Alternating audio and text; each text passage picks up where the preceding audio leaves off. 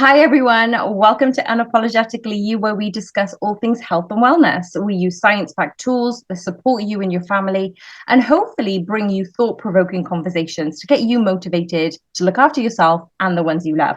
In today's podcast, we will bring the hot topic of the day, which is workplace wellness. Have you ever thought about the way work consumes your day, your evenings, even moments when you want to be with your family and friends? And you can't really seem to switch off? Well, some do it better than others. But in this podcast, we are going to discuss strategies and tools that you can use to get the best out of yourself in your work and in your home environment. But before we begin, I want to say thank you for listening in, for finding us, and more importantly, for showing up for yourself. If you would like to support us, head over to the Patreon page. You can support us for the small price of a cup of coffee, and we'd appreciate if you can share this podcast too, because again, we're still growing and we want to continue doing what we love. Without further ado, you know her, our beautiful Aussie joining us from across the world. I get to call her my gorgeous, amazing friend and co-host, Kelly. Kelly, how are you going, Tols? Thank you. You're welcome. How are you? I'm good.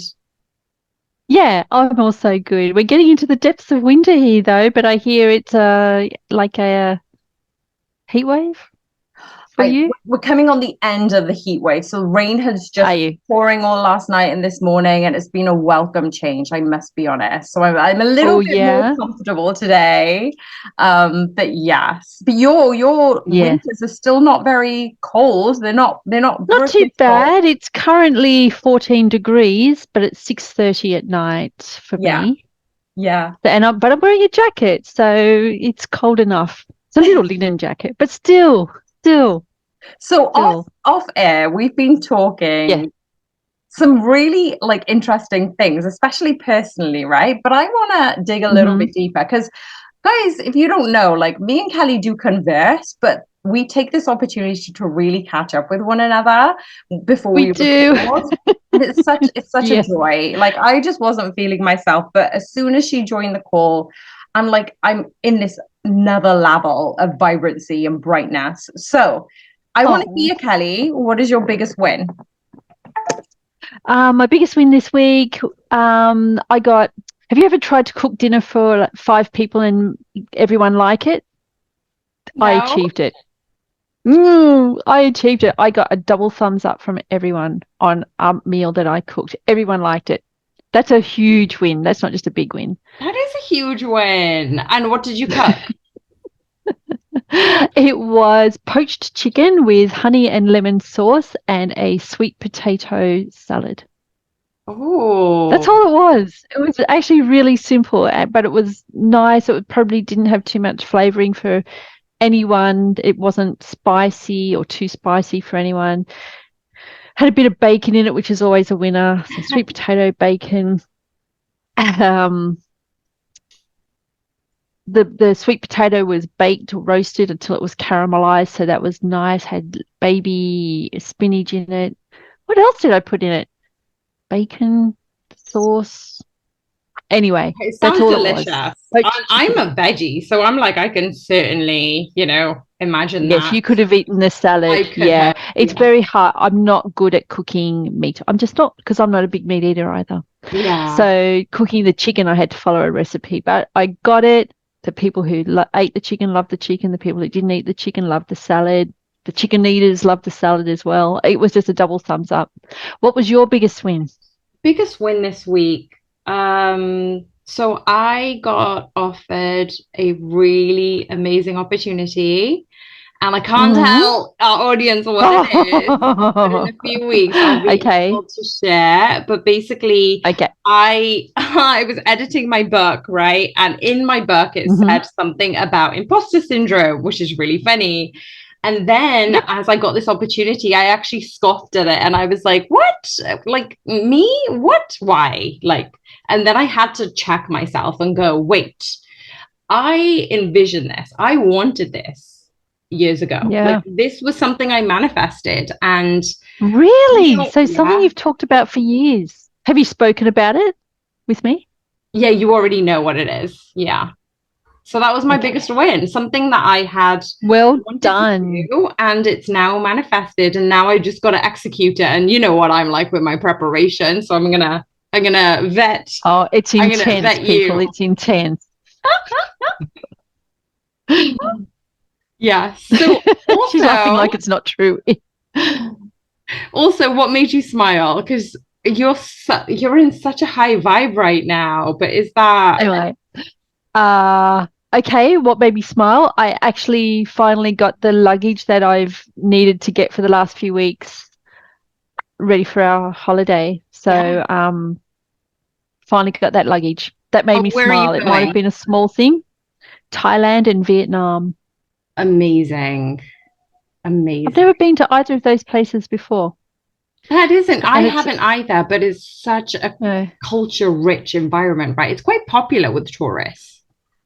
Yes, we're not really doing the tourist things. We have friends over there who have a villa, so we're staying in the villa, and that's for 6 days. And then they have a motor yacht, so we're going on the motor yacht for a week. And they have 6 staff. This yacht is fully staffed by 6 full-time people. So we are just going to get spoiled. Does your One of my luggage sisters. fit a 60-kilogram woman just by chance? It's pretty big. We can give it a red hot go. Yeah. I did ask you if you wanted to come. Did I not? No. Did I I? would have remembered this. No, how rude. How rude. We'll do it again. We will do it We'll again. do it again. Yeah. And then we're going up into the mountains into Chiang Mai, and we're going to stay there for another, is it a week? 5 days? Close to a week. Very culture rich, but foodies. Oh, we're doing all the food. And I'll be doing a cooking class there too. Oh And my then from gosh. Chiang Mai, flying into Vietnam from there. Yes. So into Vietnam, into Hoi An, I think. Uh, if I'm right, that's at the top of Vietnam. That's where we're going, the top of Vietnam. Yeah. But I'm not sure if it's Hoi An or something. And then we're there for another 5 days ish. Then we're catching a train through the middle of Vietnam. It traverses its way down through the jungles, through all these beautiful places. We'll stop off at some places, and that will take, I don't know how long that takes actually, but we end up in Hue, and then we're staying in Hue for a while, and then we're back. We fly. Do we fly? Don't know how we get to Ho Chi Minh City, and we're going to eat ourselves silly in Ho Chi Minh City, and then we fly back to Phuket and stay there again for a little while in this Wow. lovely villa, and then we'll probably come home after that unless we stop. We're stopping in Singapore on the way home, but we haven't decided if we'll stay there. Yeah. We've been to Singapore before as stopovers. Yeah. Um, but it's only been a stopover. So anyway, it would only be another stopover, but it could be 3 days or so. Anyway, we'll What decide. an We'll decide if we're ready to come home. epic adventure. I know. I'm excited. I am excited. What's made you smile? Being here with you. It sounds really corny, but I've had apart from my biggest win, I've had a bit of a challenge at the moment, personally, but it's just like going through fears and old stories in my head and kind of trying to clear all of the past energy I feel and bringing me back to the present moment. And it works when I'm busy and it's really good. But you know, when the quiet moments occur and those thoughts creep in, it's like, what do I need to kind of release? What doesn't serve me anymore? You know, the past had served me then, and which new thoughts do I Yes. need to filter and head towards? So I think that's pretty much like this has made me smile, which actually is a good distraction, but also like being real with myself, you know, dealing with these emotions when they're coming up and not being too attached to them, like letting them float like clouds and flow through. So yeah, it's kind Mm-hmm. of like my intention for the next few days too. Do you have an intention apart from making sure you're packed for this epic adventure? Well, once again, Tulsa has read my mind because that is my intention to pack and to pack well. So I actually had a color analysis done, and the one color I can't wear, shouldn't wear, doesn't suit me, can't pull it off, black. What colour's my swimsuit, Tos? What colour is it? No. Yeah, yeah, yeah. But I'm not going to buy another one. Yeah. I've got lots of colours to choose from, so I'm going to go over to one of the, I don't know, Thailand, somewhere in Yeah. Thailand, and I can probably buy a few for the same price as I could in Australia. So I'm going to do Probably. that. Yeah, but I'm excited. I'm going to take my little swatch of colours and choose a bikini. I love that. You know Yeah, when you're living a good life, when that is your number one priority right I now, know, I know. Well, I've got to right? get through the rest of the week, and it's a pretty darn busy week. Yeah. Um, But that it's said, good it doesn't matter. Yes, because it the is thing good. is, it is good because this actually leads on to, I'm going to do what you did last week, our 5 strategies for promoting wellness in the workplace. This is our hot topic of the day, right? So our hot Yes. topic of the day, we're promoting wellness in the workplace. And it doesn't matter whether you work for an organization, for a company, for if you're self-employed, if you're an entrepreneur, if you've got a small business running. I love the fact that you brought up vacation because one of the strategies is that it sounds really cliche when we say it, but it is about like it says work-life balance, but I feel like the balance sometimes tips the scales one in favor of the other. So right now you've For got a sure. heavy work, like taking up a lot of your energy. And then now you're going to be obviously packing and going on vacation, and that's going to take up a lot of your time and energy. But it's like you're prioritizing one over the other, trying not to balance them both. And some people can do it, but I feel like this is more about promoting flexible work schedules, breaks, vacations, Yes. discouraging that Ah, overwork and prioritizing self-care. yeah, yeah, yeah. And just having something to look forward to. So if you prioritize a break and not prepare, but organize that break, like actually go and book it, you've got something to look forward to for a long time. And looking forward to it is exciting as well. It is. Yeah. I know you felt that way about your yoga retreat. But the thing is, like, I knew it was there, but I didn't focus on it too much. It was almost like I was trying to be as present as possible, but also knowing, well, I don't need to hustle up until that point. But some people do that, right? They Yeah. hustle up until that point and then they kind of collapse. But a lot of people say that's when they get ill, when they go on holiday, because your body's Oh, going, chugging I along, used to. right? You used to do that? Yeah. All the time, not on purpose, No. but by the time you got round to the holiday, your body, or my body, I used to say, just finally relaxed and caught everything. I look in the school holidays, and maybe this is just the human I am, but even in school holidays, when I put my effort in during the school term, and I did, freaking loved school, so I put a lot of effort in. First day of holidays, Kelly would break a bone. Oh my gosh. I know, it drove my parents nuts. So yeah.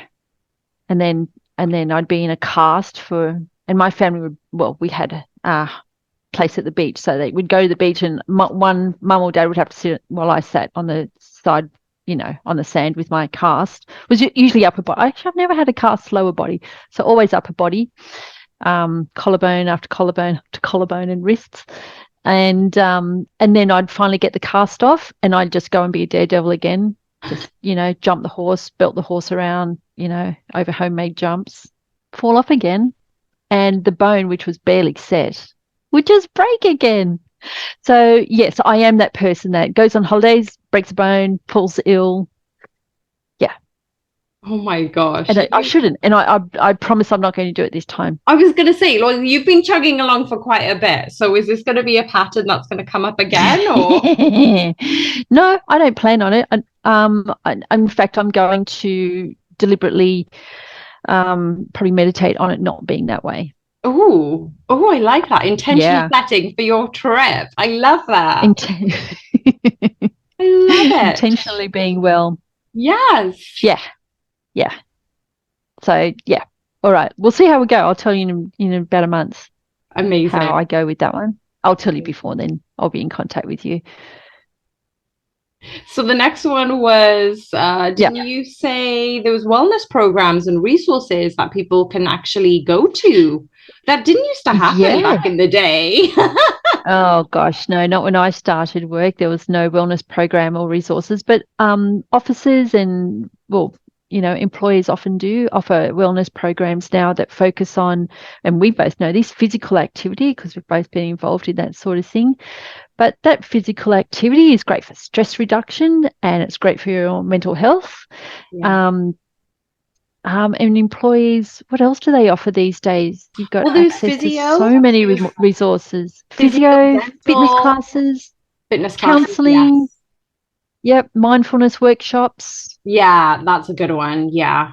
educational materials on healthy living are more available now than they ever have been. Mm-hmm. So yeah, that's great for employers to do that for their employees. So here's a question. Do you find that if people Uh-huh. go to these resources that some people might have this negative connotation that it seems like a weakness, or it seems like they don't want to be having this source of vulnerability? I guess I know we're changing the narrative of vulnerability these days, but I feel like we're still human. Like we've gone through all these decades and generations where, like I said earlier on this podcast, like I'm still processing old thought patterns that no longer serve me. So some people might be like, well, if I go here, then that's going to be on my record, right? Or like, does that even exist now? I don't even know. Do people have records? Look, I think if you're working your way up the corporate ladder, then I think, yeah, they exist, even if they're in someone's head or in someone's memory, that Wow, Kelly yeah. attended a mental health or mindfulness workshop or felt stressed or didn't handle stress well. Yeah, I think that kind of thing is going to be remembered or does get remembered, but by certain people. So you and I would not see that. Well, you might recognize it as a weakness or acknowledge it as a weakness, but man, you acknowledge the work that someone's doing on themselves, Yeah, you I know? And agree. it's not as though you're the only one, you're just the one that's exposing that part of you. But you're Mm-hmm. also exposing that you're working on it. So I would go, yes, gold star for putting the work in.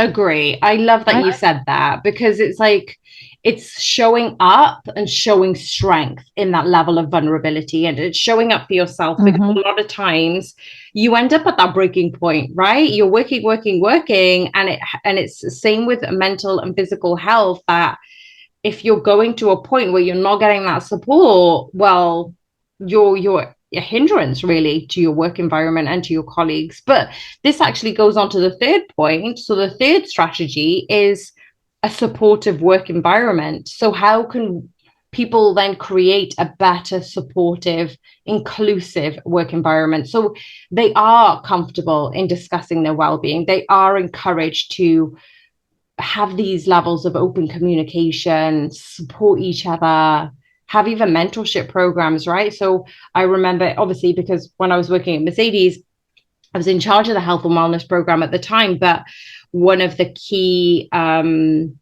people that I was working with was literally having a panic attack in front of me. And I've not understood what the panic attack was until later in my Mm-hmm. life.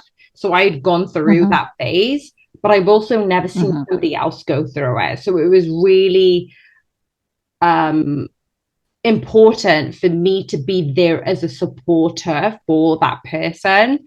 And I felt like Mm-hmm. it was a big deal for the both of us in terms of our relationship, in terms of her wellness, and like we understood it to be something very personal, and whether she wanted to share it to somebody else, that was different, right? Right. It could also be a real bond between Yes. two people. Yeah. Yeah. And the fact that she not necessarily felt comfortable in front of you, but didn't run away, didn't hide, didn't lie, told you the truth of what was happening to her in that moment, um, showed the connection she had with you, and also the trust, the level of trust that you weren't going to take it further, Yeah. Yeah. Yeah. report it or something. Yeah, I think people will be more vulnerable if they know that there's a safe haven, or they are safe from being taken out of that environment, being given less responsibility. People still want the responsibility and the job that they're doing. They don't want things to, aspects taken away from them, do they? No, they don't. They And that's the want to whole stay in the point job of communicating it, right? It's just saying, well, actually, Yes. I'm not coping with this level of lack of support or this level of workload. How can the burden be lessened in some way? Or no, this isn't overwhelming, but I might need some support in this area. So I feel like that definitely needs to be communicated. And I feel like as It adults, does, we yeah. need to get better at communicating with one another.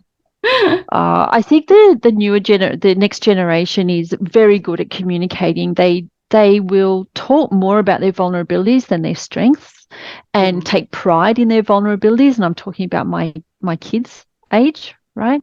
So I was trying to work it out today. So millennial, Gen Z, however you say it there, Gen Z in Australia. Yeah, so they really do talk about their vulnerabilities, but they also know what they need to do to get out of their head. Okay, so they will say, I need to get out of my chair or out of this desk or out of this environment and go for a walk at lunchtime. I need to do some physical activity. And a lot of workplace employers actually give people who sit in a chair 10 minutes every hour, go and do something physical. That's There's a amazing. space to do it. Isn't it great? I'm not Yeah. saying all of them do it. I'm No. saying I know of some that do.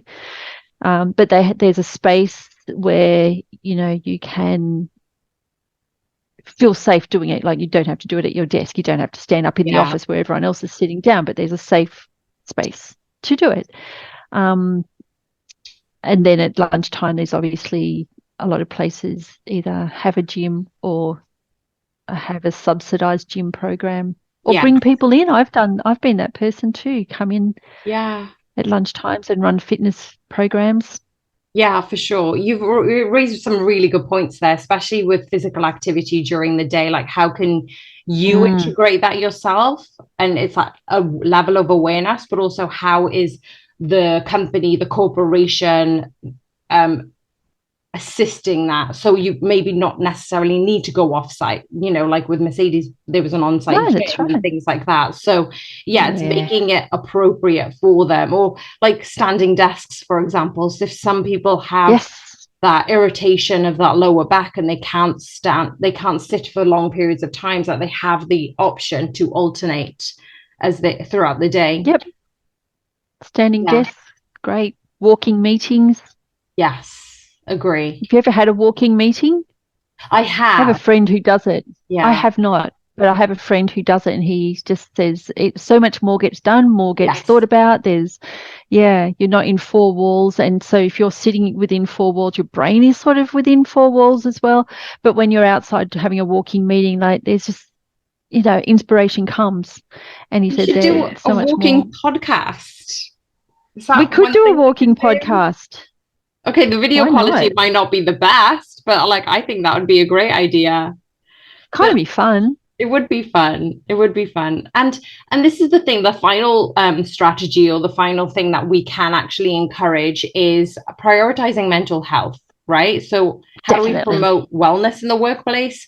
Well, raise awareness about mental health. You mentioned it earlier today, Cal, but it's reducing that stigma as well, isn't it? What we talked about, like, how is this going to be perceived? Is it going to be seen as a weakness or a vulnerability? But having that confidential counseling, and the mental health awareness days or training programs on stress management, I feel like the great companies are doing it, but then it's almost like, are they just ticking the box, or are they actually implementing it? So I think that there is a difference between the both. Definitely. I think if there's a tax advantage, a lot of the time it's just ticking the box. But there are some companies doing it really, really well. It will filter down. Yeah. It will. It just will take time, I guess. But places like Google, I hear, are doing it very, very well. Yes, for sure. Agree. And I've they heard have that too. yeah. I'm not surprised they are. They have a much younger average age, I think. And, you know, like I said, that generation are all about their vulnerabilities. Yeah. Hurrah for They'll them. I talk love about it. it. They'll use Yeah. it.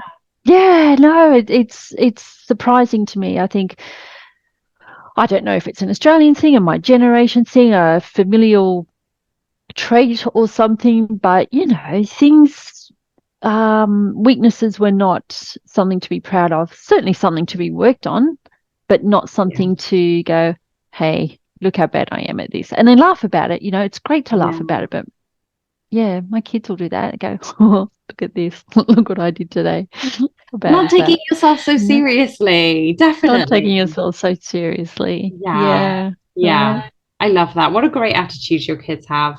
But there are some tools that people can use literally today or tomorrow. Yes. So, Cal, do you want to kick off on the first one? Oh, when I use and love deep breathing exercises. So just take a few moments throughout the day to practice deep breathing, because deep breathing, as we know, helps reduce stress. It increases focus and promotes relaxation. And of course, there are apps and websites that offer guided breathing exercises. And you don't even have to have an app or a website. You can simply find a quiet space to take slow breaths just for a few minutes. I love it. It really works for Yeah. me. Yeah, same. I think that it's so underrated because we take advantage Mhm. that breath comes unconsciously for us, so effortlessly.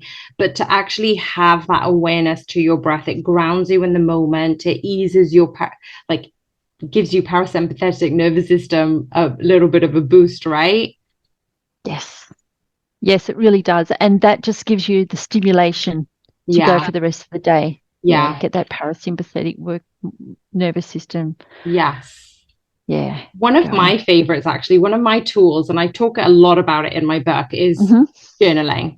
And this specifically is about gratitude journaling, though. So cultivating that positive mindset. And sometimes you don't want to be positive. Sometimes you're just like, oh, you know what? I'm just going to write it down all on the Word document or paper. And that's what I did this morning. I was telling Cal about, Yeah. things going on in my head. And I just ended up Mm. verbal diarrhea on the paper, on the Word document, but it really, really helped. And also reminding yourself, what are the things that you are grateful for? And I did this first thing in the morning because I was in a funk as soon as I woke up. And I said, no, what am I grateful for?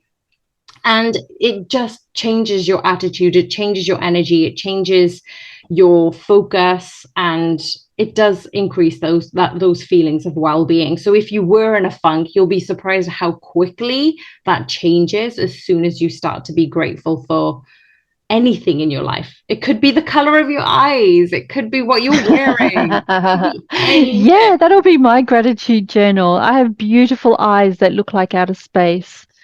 Most They beautiful do, colors. they really Yeah. do.